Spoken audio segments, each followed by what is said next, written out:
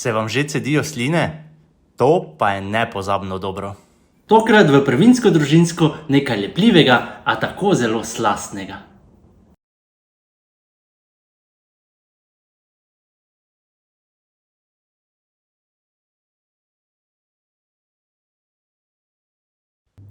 Najprej se lotimo preliva za solato. V mešalniku premešamo jajca, olje, kis, sol, česen v prahu, dionsko gorčico, poper in grški jogurt.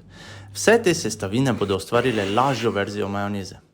Zelje in korenje drobno narežemo, damo v skledo in prelijemo s prelivom. Dodamo peteršilj za svežino in poper za ostrino. Končno se lahko lotimo tudi perutničk. Te stresemo v skledo, dodamo olje, poper, sol, česen v prahu ter premešamo. Sledi sojina omaka in pecilni prašek za hrustljavost.